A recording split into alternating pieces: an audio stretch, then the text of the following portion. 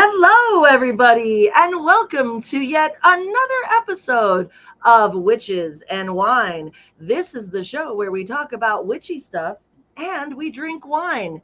Clink and drink. Clink and drink. And clink and drink. You can clink us too, Banu, if you'd like to. That's part of the gig. There you go. Oh, she's taking a drink. How is it? We'll find out why it's a big deal here in a Why second. it's a big deal. We'll find out in just a minute.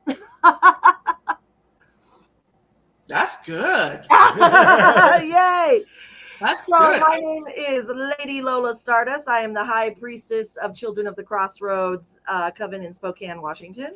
And I'm Lord Silenus Stardust, High Priest of Children of the Crossroads here in Spokane, Washington. And before we start our show, we'd like to do a little disclaimer that we always do. It's been brought to our attention, even recently in comments, that we can't be taken seriously. We're having too much fun with the wine and the talking. And so we have this wonderful thing that people can do if they don't like us and they want to have serious conversations about witchcraft, which we do. Yeah, absolutely. We just add wine to it. But if this isn't your bag, baby, then you can actually click the X in the corner and we'll disappear. Boom, we're gone. Gone. It's magic. So I'm going to turn this over to my wonderful high priest, my husband, my partner in crime, my best friend, Silenus Stardust. Would you tell us about the wine we're drinking tonight? Sure, I'd be happy to. Tonight we are drinking a French Pinot Noir. It is out of the southern part of France. It's called Diatofois Thé d'Arc Pinot Noir. God bless Reserve. Yes. I sneezed, but no, really elegant, really soft drinking, really easygoing wine. Just a nice little table wine. Not expensive at all, about $15 a bottle. Gonna have nice cherry notes, a little bit of vanilla from the reserve casking with the French oak. And just really just easy drinking wine. Simple, lots of cherry, a little bit of floral, a little bit of vanilla, like I said. Easy pairing to go with some chicken dishes, anything that is a light pork dish. So not going to break the bank, but definitely just going to have something universally enjoyable. Yes, it's yummy. Yeah. Thank you. We have a cat visiting us. Yes, we do. So we're going to welcome our guest. I'm very excited to talk to her. She's a friend of ours. We're just really lucky to have her on our show. She knows all about Kemetic paganism and all the things you want to know. She studies it. She's very much an authority on it. Yes. Is that the word? I almost said authoritarian. No, not authoritarian. Oh my goodness. It's her roles, it's her comments and no comments. Yeah, that's it. So I want to welcome Banu. Am I saying it right? Banu. Yes. Banu. Welcome Banu, to the yeah. show. And what was so special about the wine you were drinking? Well, the wine that I was drinking is flavored with date syrup, which I handmade yesterday. Nice. And I did this because the ancient Egyptians, they had wine back in the day, and they used to either brew their wine, they could brew it from dates, or they could brew it from grapes and flavor it with dates. And since I don't have any date wine, and I am not able to brew my own wine with dates already in there, I made this lovely date syrup. Ooh, Yeah. nice. And I poured some in my cup, and I've paired it with this, Apothic Merlot. Nice. This is one of my favorite brands of wine. It is not an expensive wine, but it's a good one. Yep. And I chose a Merlot because they're very fruity and sweet, and I figured that would go well with the dates. Yeah. This one has notes of blackberry and vanilla in it, and it's going very well with the dates. This might be dangerous for me. I was a little concerned because the ancient Egyptian palate is not necessarily what the modern palate is, because by all accounts, ancient Egyptian beer is nasty. Yeah. Is it really? Yeah. Well, and, They created it, and they've tried it, and they've said, disgusting. yep, Don't drink this. it's also So very, it's very, over. very low alcohol. very low alcohol. Yes, It it was did 2 to have very 3%. low alcohol, and I'm surprised that you know that. A lot of people don't realize that Yes. because they would make the beer and it would only brew for maybe 2 or 3 days before they would drink it, and it had just enough alcohol to Yep. kill all the little microbes and make it safer to drink than water, Yeah. but not enough alcohol to really get you drunk unless you were really trying. Well, the theory is that the pyramids were built on grains and beer Yeah. because that's Yes. how the people were kept alive and having enough nutrients and proteins to get them to and carbohydrates to continue working. Yeah. And onions He also. He knows his alcohol and beer and wine. That's his go-to. That's why I keep him around. It's my shtick. That's his shtick. That's the only reason why. The only reason why I keep him around. There's a story actually that the king was late in his payment to the pyramid builders once, and they didn't get their beer and their onions and their grain, and they went on strike. Uh-huh. Wow. So, yeah. Well, You better pay your people. Alcohol keeps the world a turning. Let's clink and drink to paying your people in alcohol. Oh yeah. All right, let's get started. So I'm going to freely admit to those who are watching that I don't know a single thing about Kemeticism, and that's why I'm having Banu on, because I'm going to ask all the questions. So I'm really excited. So the first thing I want to talk about is the different types of practitioners that I read about. There's individual practitioners and there's group practitioners. And we talked earlier before about the Afrocentric practitioners who focus on Kemeticism as an African-based religion. Mm-hmm. Then there's the Wiccan Kemeticism, which is pretty much combining Kemeticism with your Wicca practice, which I know a lot of. Those are the ones I've met. Mm-hmm. And then there's the Reconstructional practitioners, which is Banu, and that's the ones that do as closely, they reconstruct it as closely as possible to the real thing. And then there's people that do more of a relaxed practice. That's just like, hey, go with the flow. So we're going to talk about your reconstruct. Can you give us a little more information on, you call yourself a Reconstructionist. What was it you called yourself? Reconstructionist Kemetic. Reconstructionist Kemetic. So can you dive into that a little more? What does that look like? What does that mean? Sure. First of all, Reconstructionism is not for everyone. Yeah. It's involves a lot of learning about the culture, the language, the history. You want to learn as much as possible about the context in which the religion was practiced in ancient times, so that you can understand what it meant to the people back then, why they did what they did when they did. And when you have that kind of an understanding, then you can take those ancient practices and you can bring them forward into the modern day in a way which preserves the original meaning and hopefully preserves the original form as much as possible. Yeah. That's not always possible because we're not ancient Egyptians living in ancient Egypt. We never will be. No. So all things are going to have to change, right? Yeah. But for a Reconstructionist, we feel that the ancient Egyptians, they spent thousands of years living and developing their culture alongside the Necheru, the gods of ancient Egypt. They knew them best. Yeah. And we look to them as our teachers to help us to understand these amazing beings and how to interact with them respectfully and appropriately.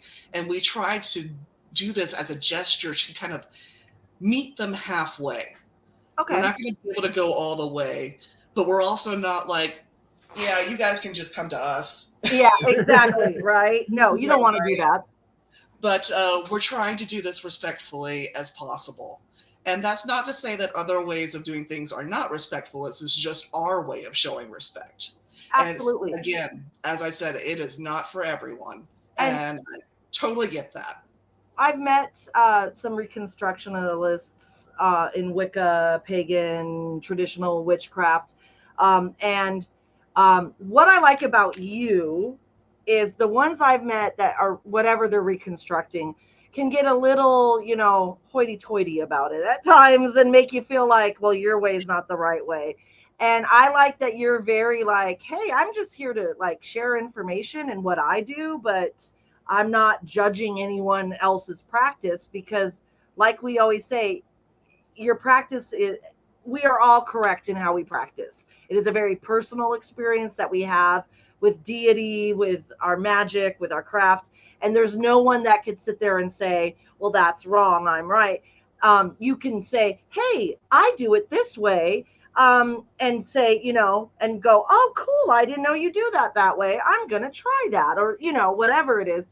But yeah, that's what I love about conversations like this is it's about learning.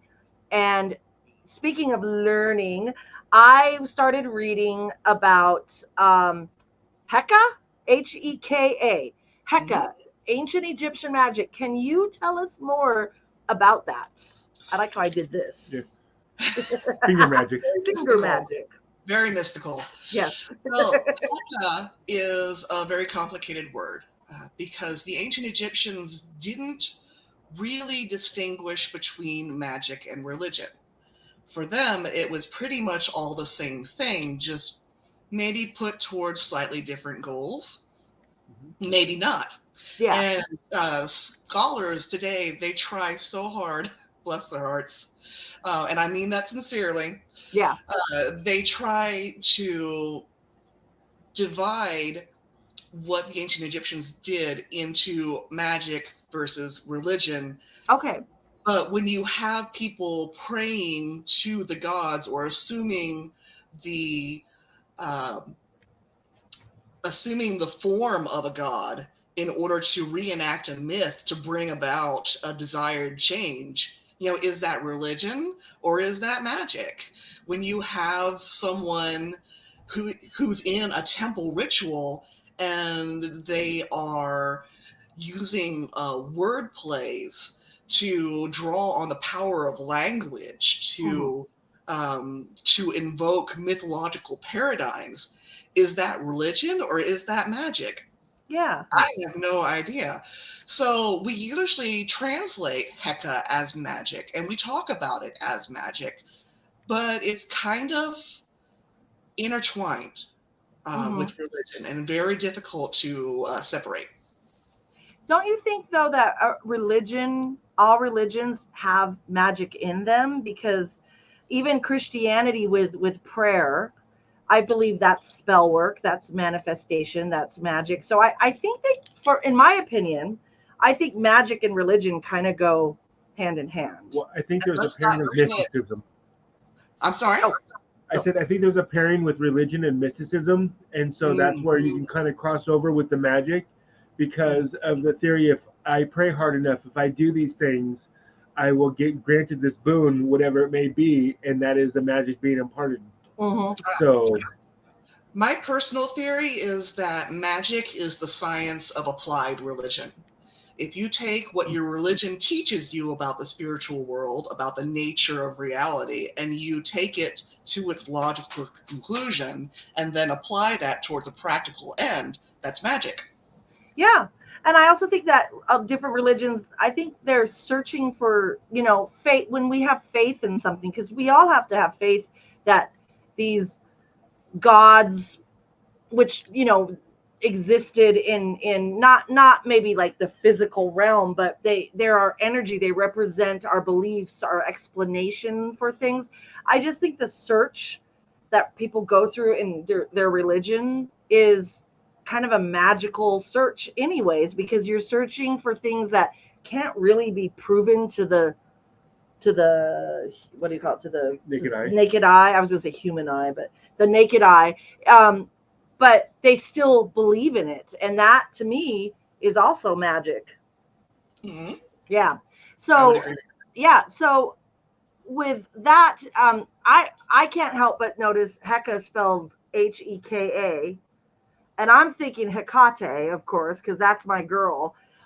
Are there, this is just a side note because it just hit me. I have kind of read where everything kind of starts with Babylonian and then Egypt. They're very old religions. Is there, have you read anything about a connection with like Hecate? And I might be way off base here. I've just kind of, but Hecate and like Isis or Hecate, like, have you read anything about that, or am I climbing up the wrong tree here? I have not, but that is a very Egyptian way of thinking. Yeah. That the sound of words expresses their being, and therefore synonyms, or excuse me, homonyms, there's some sort of meaning in that.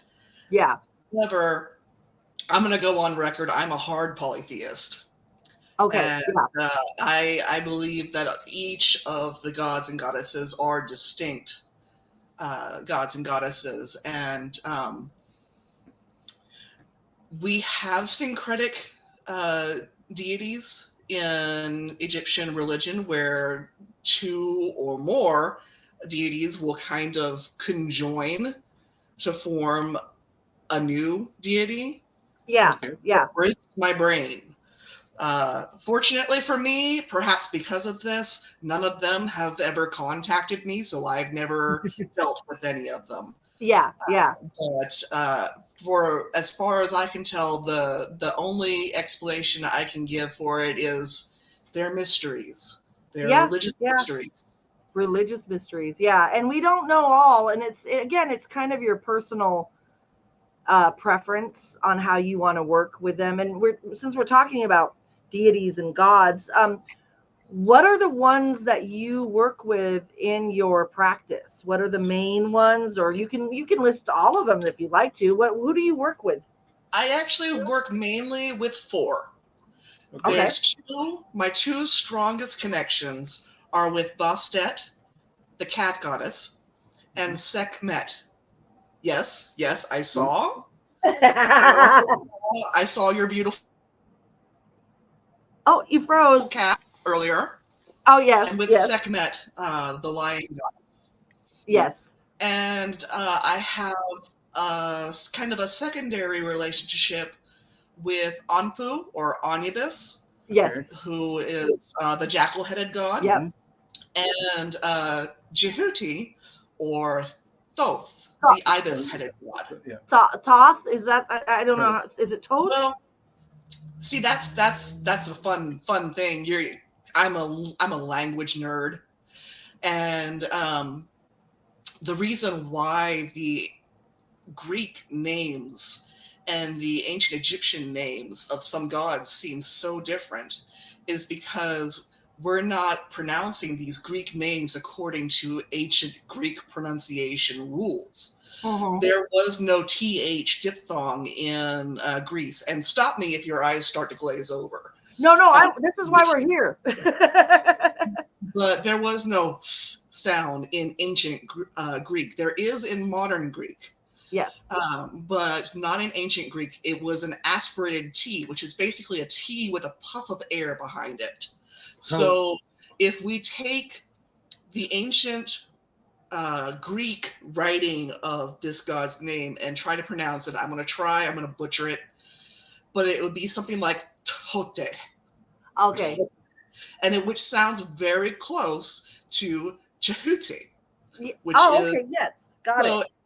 You're basically, they're trying to write an ancient Egyptian name with Greek letters, which are designed to express the sounds in the Greek alphabet, not in the Egyptian alphabet. So what you get is an Egyptian word with a heavy Greek accent. There you go. Yeah.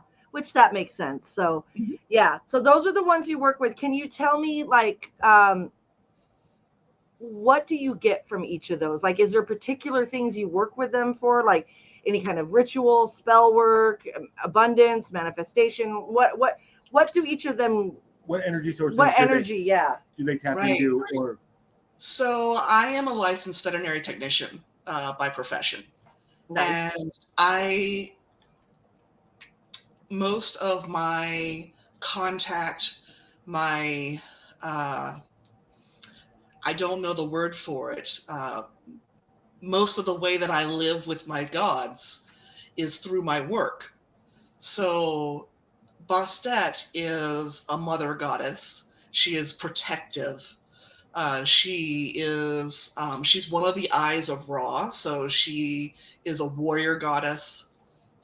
She fights the enemies of Ra. She fights the forces of Isfet, which are those things which cause illness, injustice, pain, suffering, the bad things in life. Yeah.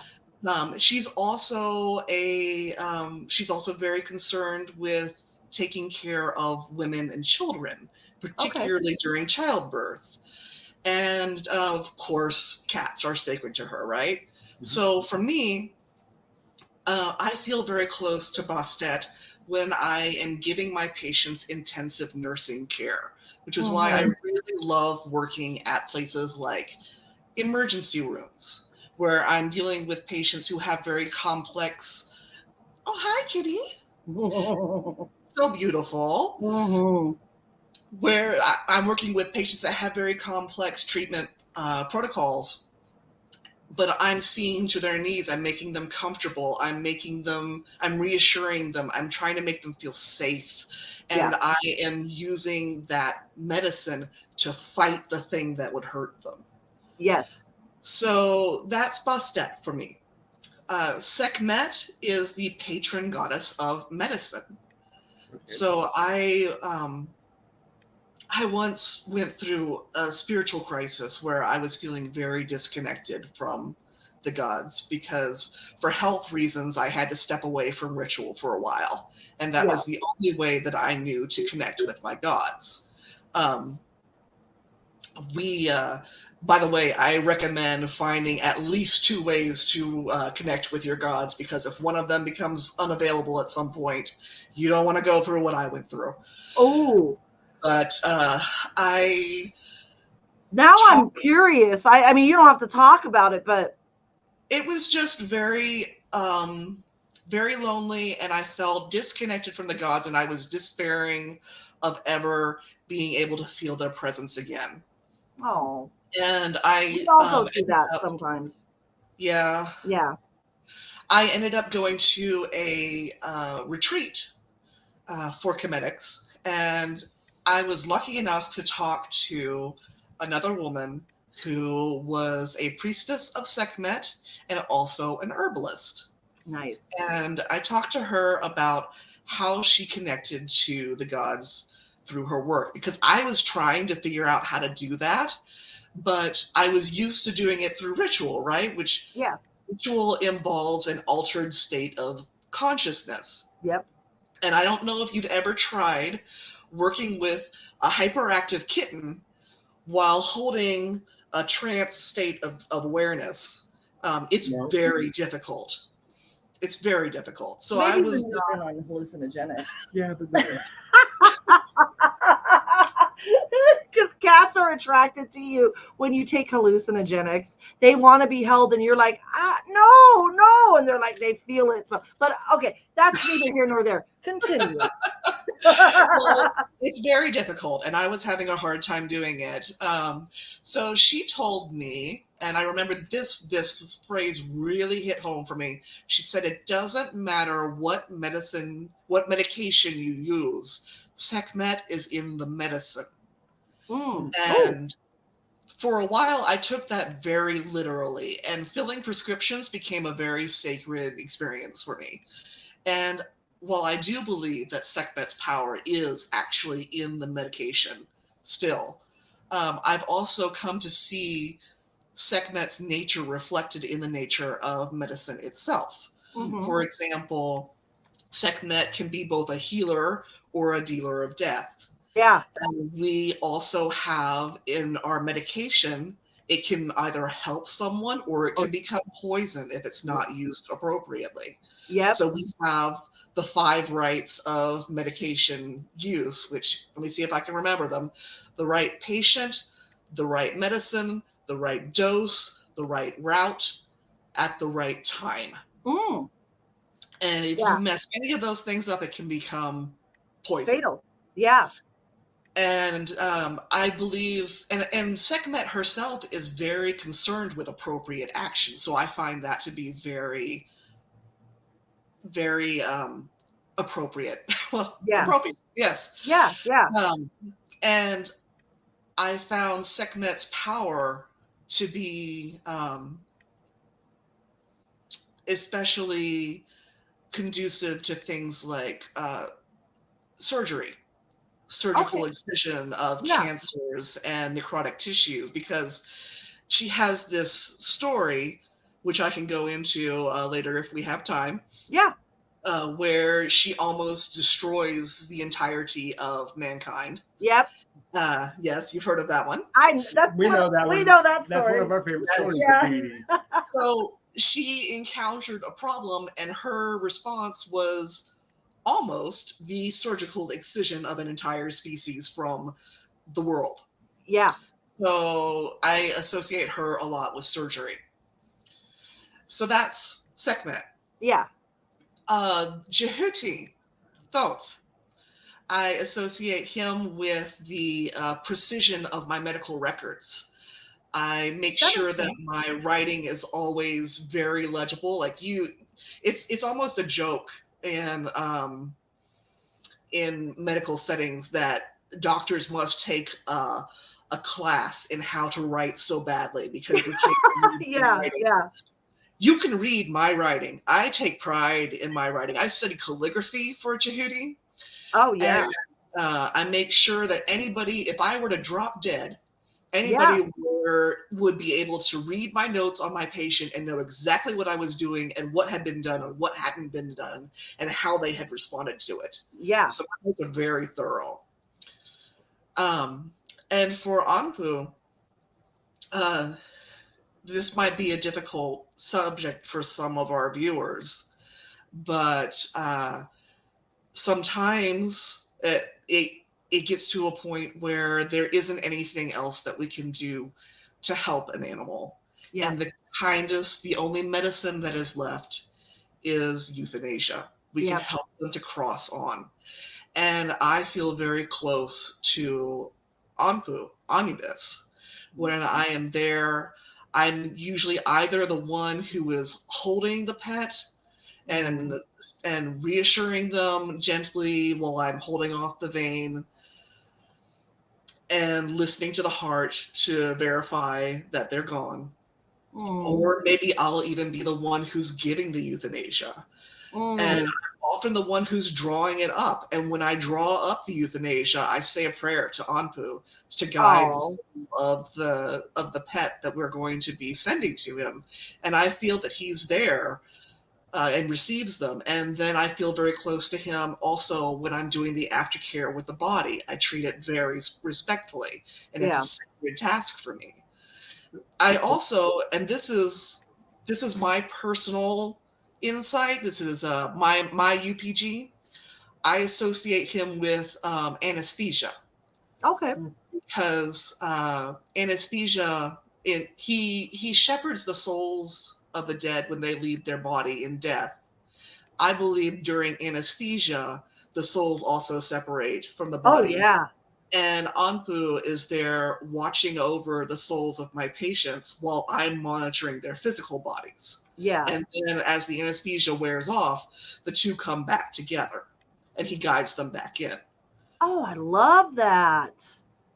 That's beautiful. And the fact that you get to like actually use those energies during your mundane job, it makes your mundane job a spiritual practice. My job is my religion. It's very important to me. And you're getting to use multiple practices of the witch with this healing and the death doula. Yeah. You're using it with the animals instead of humans, but you're still using the witch's practice. Yeah, yeah. Do you identify as a witch? It depends on how you define witch. For me, witchcraft is usually associated with European practices. That's usually what people are thinking of when they're talking about witchcraft. Yeah. So in the Egyptological books, they usually refer to practitioners of magic or heka as magicians. And that is Okay. usually the word that I use for myself. But if to you a witch is simply someone who uses magic, then yeah, I'm a witch. You're with, yeah. I love it. I want to talk about Sekhmet a little more because that's the one that I worked with a few years back, like 6 years ago, for a school assignment at the Wiccan Seminary. And hello, Hi. FG, and I there goes our TV talks to us when she hears things. So I remember I was working with Sekhmet, and there was a girl in the school that was very much into Kemeticism and was telling me the wonderful things about Sekhmet. And one of the things that really stuck out to me was that she is like the sun. She can either nurture and give life, or she can sunburn the hell out of you in her fury. So when you were talking about medicine that can help or kill, it made me think of that with Sekhmet, and I really, really related to her a lot. That was the most I dived into any Egyptian deities, but I really liked her. And please tell the story about when Sekhmet almost destroyed mankind, because it's my favorite story, and it has to do with wine. That's true. Well,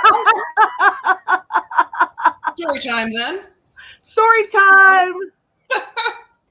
So once upon a time, a long time ago, the men and humans and gods all lived together on the world.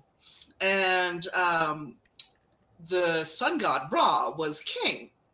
But some of the humans started thinking, well, Ra, he's getting pretty old, kind of feeble. Don't think he's really suited to be king anymore. We should do something about this. Mm-hmm. Spoiler alert, that's a really bad idea. So Ra finds out about this, and he goes to his advisors. He's a very good king. He listens to everybody. And he asks them, he tells them what he's seen, and he's like, what should I do? And the advisors are like, well, you should definitely send your eye out to slaughter these humans. Send it down as Hathor. Hathor is the cow-headed goddess who is usually associated with drunkenness and beauty and love and all of those wonderful things. But she also has a spicy side. Yeah. And so she goes down and she starts to kill these humans who are plotting to assassinate Ra, basically. Yeah. She finds she kind of likes it. She comes back. She tells Ra, she says, I have slain the humans and it was pleasing to my heart. And Ra says something to the effect of, I will overpower the humans. And the text says, and thus the powerful one came into being. And Sekhmet's name literally means the powerful one. So this is kind of her origin story.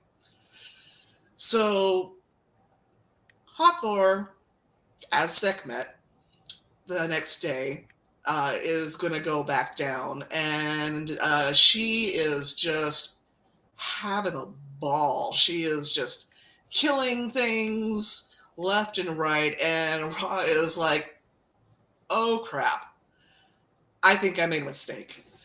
And so he calls all of his advisors together again, and he says, she's gone crazy, she's killing everything, what can we do? And once again, Ra, very good king, listens to all of his advisors.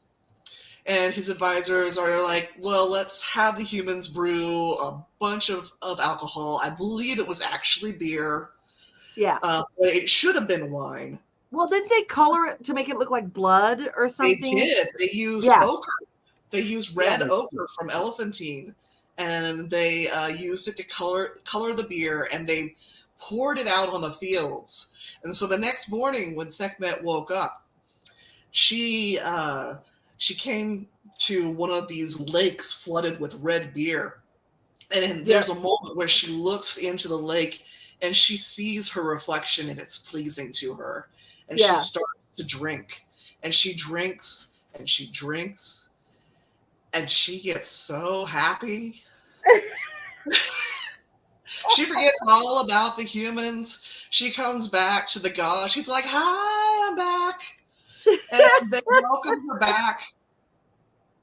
And they welcome her back, and she turns back into Hathor, and thus humanity is saved by alcohol. Clink and drink to alcohol for saving humanity. My goodness, like clink and drink to that. My goodness. Well, thank you for story time. I wanna get. We might get controversial because sometimes as witches do. Yep. Uh-oh. Let's talk about something I read about because I was looking up all this information about Kemeticism today, and something that kept coming across my computer.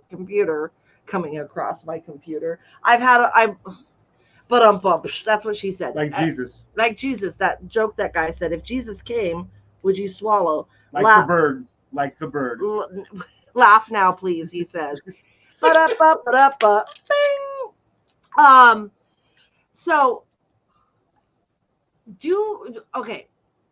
there are so many people out there, and I'm not, judging or whatever, but they're like, you can't be a certain race to practice another race's belief system or religion. So with Kemeticism, is being Egyptian requisite? Requisite. Thank you. It is not. And actually, I help to moderate a forum for Kemetics, and we have members who are Egyptian. Mm-hmm. And the Egyptians, the people who are in Egypt now, they can trace their lineage back a long time, and there are a lot of ancient Egyptian customs that have carried forward into time. So there is a certain amount of continuity there, even though the religion was wiped out at a certain time. Yeah. And none of them have ever had a problem with us practicing. Oh. But I think that if we asked the ancient Egyptians this question, the question wouldn't make sense to them at all, because their concept of race was so different from what we believe in the modern day. In the modern day, we are so fixated on the color of our skin.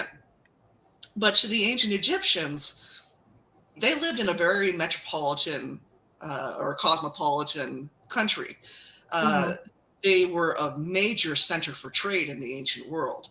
And they had people coming from all over the ancient world, settling in Egypt and selling their wares. And to the ancient Egyptians, if you were willing to settle and take up Egyptian traditions, take up the Egyptian culture, then you were considered Egyptian.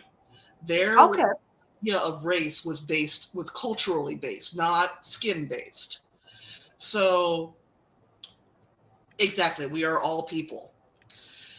So if you were willing to take up their traditions, then that was fine. But if you were not willing to take on their traditions, then they were a little xenophobic. Yeah. And we see that with some tensions between them and the Greeks, because when the Greeks conquered Egypt, which is strange to me, because the Greeks, they respected Egypt so much as like the mother of wisdom and, such a religious land and the country of magic and everything. I thought that was a bottle of wine that you had, Lola, and I was about to be very impressed. It's water. We keep that one off camera. That one's off camera. But the Greeks who lived in Egypt actually segregated themselves from the Egyptians. They lived in one part of town. The Egyptians lived in another part of town. The Greeks continued living culturally Greek, which was interesting because in Greek culture, women did not have very many rights. Mm-hmm. But in Egyptian culture, women could initiate divorce, they could initiate legal proceedings, they could inherit land, they could decide who inherited their land. So the Greek conquered people, their women actually had more rights than their Greek counterparts. Yeah. I always view it as, and I might be wrong, but this is kind of how I view it, is like Sumerian, Babylonian to Egyptian to Greek to Roman. But then there was stuff happening parallel, like you have Eastern Asia and all that things going on and all that, but in what was considered the civilized world at that point, which is the historical records that we're able to find here, compared to if we were based somewhere in Russia or China or others, their historical records are much different. Yes, absolutely. Go ahead. I read an article about a site that was found recently, Berenike, which is a city that's close to the Red Sea, but it's part of Egypt. And it's really amazing. There was a temple to Isis there during I think it was during the Greek period. And inside the temple to Isis, they found a statue of the Buddha. Oh, wow. Sanskrit inscriptions. And in that city, there were Coptic Christian churches. There were there was a church that had Hindu gods carved in a Greek arch. Oh, wow. Yeah. It was such an amazing conglomeration of cultures. Yeah. So it was very metropolitan. It was a trade hub because it connected the Mediterranean to the Western world to the Eastern world. Yeah. Yes. And so it was where the focal point was, where all of the seas, and the Mediterranean, the Red, all those different seas all converged, was Egypt. Yeah. So they're the only connection point of all of them, with the Suez Canal and others. Look at my smart husband. He knows. He's not just good for knowing about wine and beer and spirits. I know my history. He knows his history and his geography, and I just go, give me more wine. I want to talk about so I read something about this stuck out to me, and I don't know if it's anything of significance, but natron is a type of salt that you use. Natron. I have some natron right here. Look at that. Natron. So natron is our weapon of choice for purification. It is a combination. The natron in Egypt is naturally occurring in the wadis. I don't know if you can see that. Oh, yeah. But it is illegal to take natron out of Egypt. Oh. So we make our own. And can you tell us how you make it? Yes. It's really easy. It's basically equal parts baking soda, not baking powder, baking soda, and salt. Okay. And I like to use kosher salt just because I like the idea that it's ritually pure in somebody's faith. Yeah. But that's just a personal, that's my personal sense of humor. Yeah. But a little bit goes a long way. We use it. I can take like 4 pellets of this and drop it into an entire bathtub of water for my pre-ritual bath for self-purification. Yeah. I can chew a pellet to purify my mouth. If I Oh, don't have okay. time for a bath, I'll use a little bit of dilute natron water and wash my hands. I usually also will dab a little bit around my ears and my nostrils. I use it to wipe down my tools, my altar. I like to put a little bit of frankincense hydrosol in it too when I do that to make it smell nice. Nice. But it can purify anything. You just want to be careful with it around things like gold leaf and hydrophobic or water, anything that water will destroy. Be careful using natron water around. But natron is a really good gift if you know any Kemetics. It's very practical. It's not very expensive, but it can be a little time consuming to make. So we always appreciate it. And I'm glad I brought it up because I was looking at ritual work and how natron was used in cleansing and purifying, and it's very similar to us witches when we cleanse and purify our sacred space with salt and water. We consecrate it, and then we sprinkle it around the space to make sure that it's a clean, purified space. So is there anything that's different than that, what we do as Wiccans or witches, that you use natron for as in purifying your ritual space? Is this something a little bit similar? We don't cast circles. Yeah. Usually in ancient Egypt, they would be doing their rituals in an area which was consecrated permanently. So there would be no need to cast a circle. But in modern times, obviously, we don't have these temples. So I have a friend, Richard Reedy, Justified. He has passed on to the next world now, but he left a couple of books. I have them here. But I have Eternal Egypt. Ooh. And everything. Trying to make them Everlasting Egypt. Eternal Egypt and Everlasting Egypt. These are books of Kemetic rituals. And he, in the beginning part of each ritual, he includes some actions which are adapted from the ritual which would have been used to sanctify the temple when it was first being established. Oh. So it uses water and it uses natron, and we sprinkle it around the area, but there's a little bit of a difference because in Wiccan circles, and I know this because I started out Wiccan, you go around the circle clockwise. In Kemetic, Deosil, yeah. In Kemetic rituals, you go south, north, west, east. Oh. Wait, south, north, west, east. Interesting. You always go in that order. Okay. Well, and it's interesting you asked that, or you comment on that, because I wanted to ask you, how did you find Kemeticism compared to whatever your spiritual path was prior? How did I find Kemeticism? Yeah, I mean, you said you started out as Wiccan, but then you became Kemetic. So it was an accident.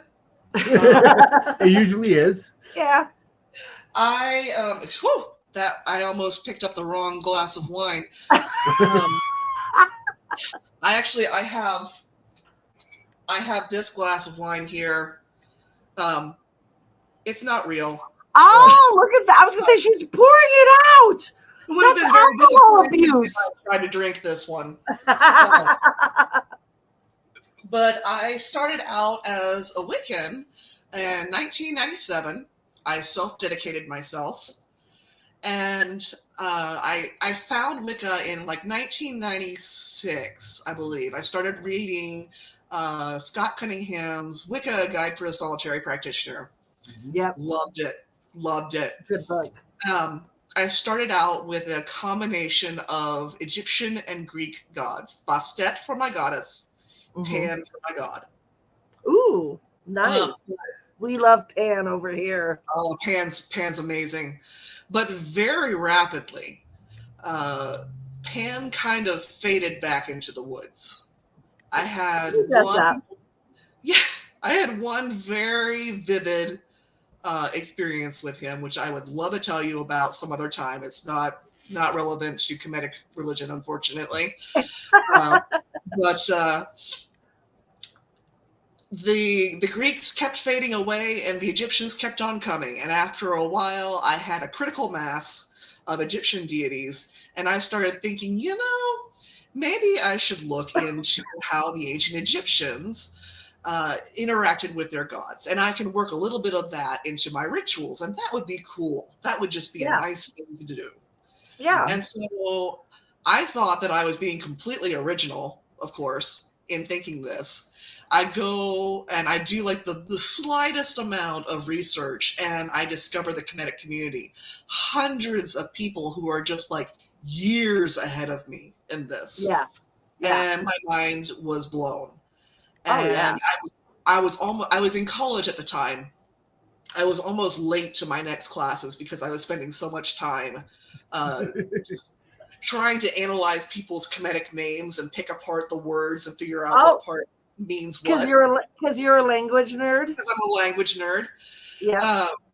But I was insistent that I would never leave Wicca. I would never have to, because Wicca, I thought, was so flexible that I could work any amount of anything into it and it would be fine. So I stuck around the Kemetic community and I was learning things and putting them into practice. And I don't know what happened at what point, because I just, at some point, I looked over at my Book of Shadows and saw the dust on it.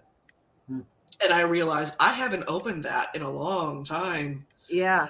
And I realized at some point I crossed over a threshold and I became something else. Yeah. And I don't even know when it happened. But I never meant for it to happen. Well, but it turned out to be for the best, because this has been amazing for me.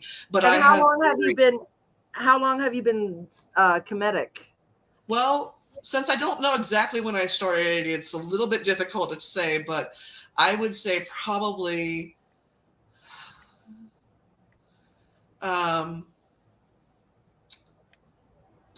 it happened sometime in 98 or 99. So I'd say like 25 years. Yeah. 6 years. Well, that's the thing I love about, because right now I'm resonating with Wicca, but I'm such a book whore. I'm such a fanatic about spirituality. What? I love it all. I love it all. And I'm reading all these things and I can't pigeonhole myself. I'm like, right now, this is what works for me. But I don't know what will happen next year or 5 years from now. I mean, I could become,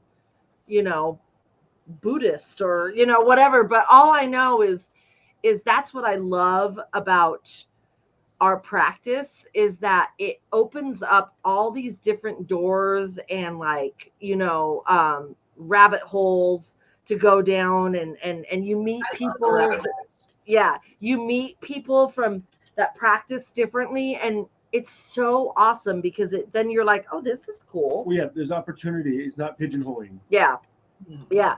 I want to talk real quick because we got about 8 minutes. I try to keep it to an hour because our, viewers, ADHD, and they have lives. And they might be like, these witches, they be drinking and blah, blah, blah. But I want to talk about, we had our lovely ladies. Oh, first of all, YouTube. We're on YouTube right now. You are thinking about you're going to do a YouTube channel. What is that going to be, and the name of it, and do we have an idea when that will come out? And what's it going to be? It's out. It's out. It's out. It's called Journal of a Modern Kemetic. It's called what? Journal of a Modern Kemetic. Journal of a Modern Kemetic. Oh, I'm putting that on there. Because I am Kemetic, I am modern, and gosh darn it, I have a journal. So it's kind of a video journal. I originally did a live journal called Journal of a Modern Kemetic. So this is version 2.0. And it right now, I think it has like 3 or 4 episodes on it, which is from a talk that I did a couple, like back in May, maybe, which was an introduction to Kemetic religion sort of talk. And Nice. it was like more than 2 hours long. I feel really, at the same time, very sorry for the people who sat through it in person and also in awe of them. But I will not ask anybody to sit through that whole thing again. I'm breaking it into sections and releasing it as episodes. Nice. So it's Well, coming out. make sure you send me your link to your YouTube, and I'll put it in the description for this video so people can reference it. Yep. Yeah. Sure. Yeah. And Okay. then speaking of workshops and talking about what you love, Northwest Pagan Fest is coming up September 21st from 10 a.m. to 6 p.m. at SCC. And you will be doing a workshop. And would you like to tell us what that workshop is about? Yes, I'm going to be doing a workshop. It's going to be bright and early, the very first workshop of the day. It's on execration in ancient Egypt and today. Execration is a ancient Egyptian form of cursing. So, but this is, I know some people hear the C word and they get a little bit touchy, but this is cursing in a constructive form. Yeah. So come on by and support me and learn how to curse things. Oh, I like it. Yes, I love that. Well, oh my gosh, this has been amazing. We could do a 2-parter on this. I would love, after the Northwest Pagan Fest thing, if you want to kind of do an episode about the cursing and stuff that you did at Northwest Pagan Fest, we could do an episode on that, which would be freaking awesome. So this has been so much fun. Oh my God, I'm glad. See, weren't you relaxed? Weren't you like? We make it fun and easy. And the wine helps. And the wine helps. Does help. So thank you so much for being on our show. Remember, everyone, that Banu will be at Northwest Pagan Fest. If you're here in Spokane, Washington, that is going to be on September 21st at SCC. It's a free event, so there's no reason why you pagans shouldn't be going. Show up between 10 and 6. It's going to be awesome. I will be on the outdoor stage introducing the music and the dancers. You will hear my voice through the microphone and all the speakers. That is me. I am loud and proud. Come say hi. Say, I saw you on Witches and Wine. And I'll be like, hey, bring me some wine. And if you want to learn about our coven, I'll be running a booth there for Children of the Crossroads, so we can talk to you about the different things that we offer, services, how to get on Witches and Wine, and other things. Oh, yeah, absolutely. And if you would like to help support our coven, we are a nonprofit organization. We pay out of our pocket for a lot of the events and a lot of the things we do. We'd like to upgrade our show and get some cooler stuff to make this more fancy and whatever. But I think people kind of like the do-it-yourself kind of thing. But still, I've got ideas and things. You can always donate to us. We have a pay or a Venmo, and that's basically Venmo.com, COTCATC. That's Children of the Crossroads Aquarian Tabernacle Church, COTCATC. There's a reason why all those letters. You can donate there, or our PayPal, which is PayPal.me/COTCATC. And if you're interested in being a guest on our show, or you're interested in our coven and what we do, you can email us at crossroadscoven@gmail.com. I'm sorry, what was that? That's crossroadscoven@gmail.com. So remember, everyone, be so sweet and kind to each other and always walk with the goddess. And until next time, blessed be. We'll see you later. And thank Bye, you, everyone. Banu. Bye. Ew.